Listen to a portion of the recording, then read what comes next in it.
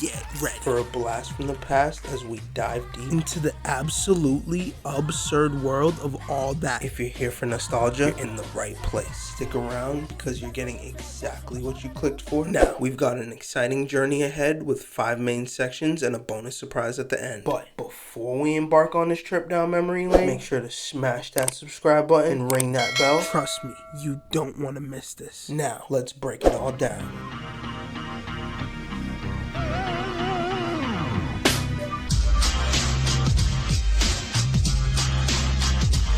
All of that premiered on Nickelodeon on December 24th, 1994, and immediately made waves with its zany sketches, hilarious characters, and pure 90s energy. If you were a kid back then, all that felt like Saturday Night Live for the younger crowd. Except, instead of political satire, we got over-the-top humor that was just too good to miss. The show's genius was in its simplicity. Take everyday situations, turn them upside down, and add a dash of absurdity. But who do we have to thank for this masterpiece? All that was created by Brian Robbins and Michael Tollin, with Dan Schneider serving as the head writer. Together, they crafted a show that didn't just make us laugh, it shaped an entire generation of comedy lovers. And the best part, it wasn't afraid to get weird. Really weird. Hiya, Sally. I was kind of wondering, would you like to, go out with me? Okay, call me later.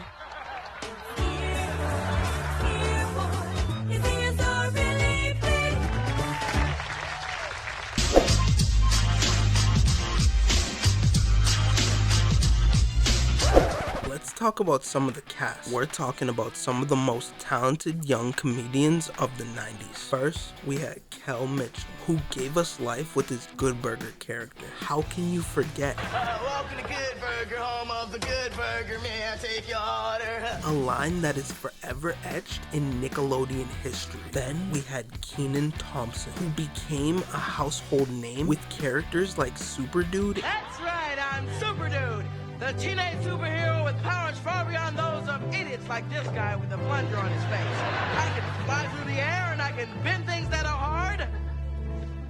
I also enjoy fluffy stuffed animals and soft kisses and chatting on the phone long distance.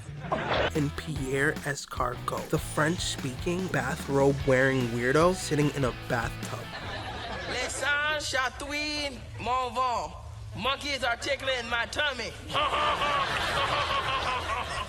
And guess what? Kenan is still killing it today on SNL. We also had Amanda Bynes. That's me! Her Ask Ashley sketch made her the breakout star with her iconic scream.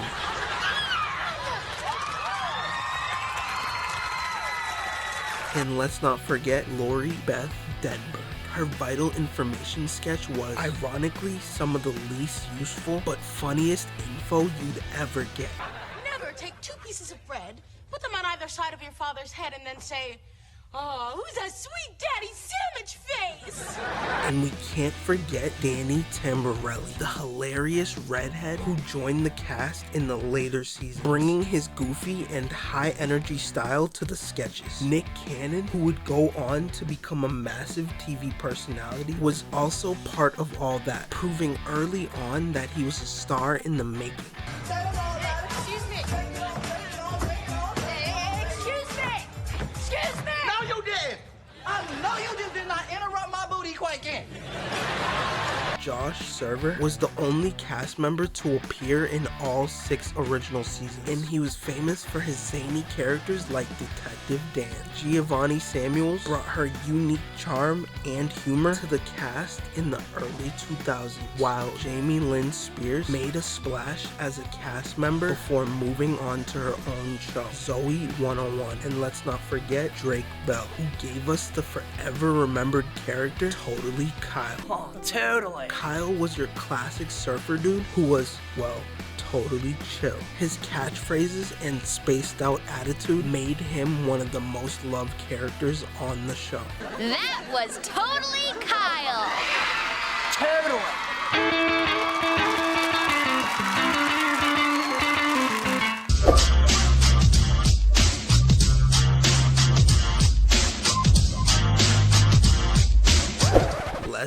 be real. All that gave us some of the wackiest sketches in TV history.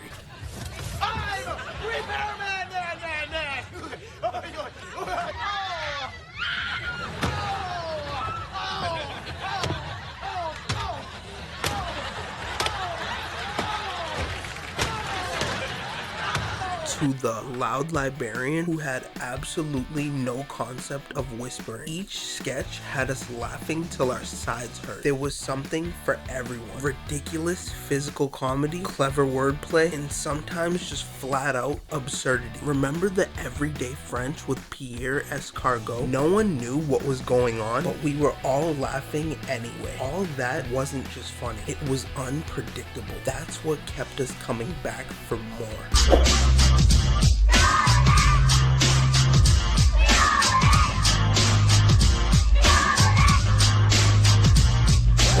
What made all that stand out from every other show? It was a sketch comedy show for kids. There was really nothing like it at the time. Before all that, you had cartoons or sitcoms, but not much that felt like it was specifically speaking to kids. This show was for us. It wasn't just fun to watch. It made you feel like you were part of something special. Like you can totally picture yourself in those sketches. Another groundbreaking thing about all that, it's diversity. The show featured a multicultural cast from day one, in an era where TV was still figuring out representation. All that was showing kids of all backgrounds that they could be funny, they could be the star, and they could be themselves. It gave a platform to voices that weren't always heard on other kid shows, and in a way that wasn't forced. Not to mention the guest stars. Everyone from Aaliyah to Usher showed up to perform. It gave all that this cool factor. You never knew who was going to show up, and as a kid, that was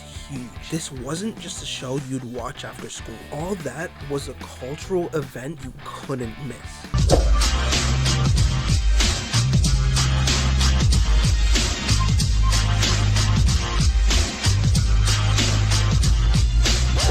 The impact of all that goes way beyond the laughs. It launched the careers of some of the biggest names in comedy today. Just look at Kenan Thompson, who's now the longest running cast member on Saturday Night Live. Kel Mitchell had his own spin-off, Kenan and Kel, which gave us even more legendary moments like the orange soda obsession. Amanda Bynes became a household name with the Amanda Show, which was like all that, but with even more Amanda. A dream come true for fans. But the real legacy of all that is how it influenced an entire generation of sketch comedy lovers. Without all that, we wouldn't have later shows like the Amanda Show, Drake and Josh, or even iCarly. It showed that kids comedy didn't have to be dumbed down. It could be smart, clever, and above all, hilarious. The show made us laugh, but it also made us believe that we can be funny too. And when Nickelodeon brought all that back in 2019, it proved that the magic was still there. The reboot featured a new generation of cast members, while also paying homage to the original show with guest appearances from Kenan and Kel, and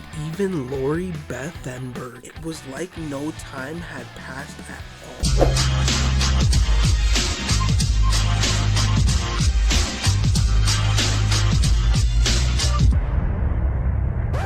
We have to talk about one of all that's greatest legacies, Good Burger. You can't talk about all that without mentioning the sketch that turned into a full-blown movie. Kel Mitchell's goofy character, Ed, became an instant classic with nonsensical catchphrases like, Welcome to Good Burger, home of the Good Burger. Can I take your order? It was so popular that in 1997, Good Burger became a feature film. Here's the wild part. At first, Good Burger wasn't supposed to be a movie. It was just one of many sketches on all that. But Ed's character was so iconic, Nickelodeon decided to turn it into a full-length movie. And it worked. The movie became a cult classic and is still quoted today. In fact, in 2023, Nickelodeon announced a Good Burger sequel. Kel Mitchell Mitchell and Kenan Thompson returned back to their roles. Who knew that a simple sketch about a burger joint would make such a big difference in culture? Good Burger wasn't just funny, it was a phenomenon. It showed the power of all that and how one hilarious character could become larger than life. It's a great example of why all that is still an important part of Nickelodeon's history. If you're craving more nostalgia, check out another video on the channel and share your thoughts in the comments below. Make sure to hit like and subscribe and ring that bell to make sure you never miss out on any future videos. Follow me on all other platforms. See you in the next one.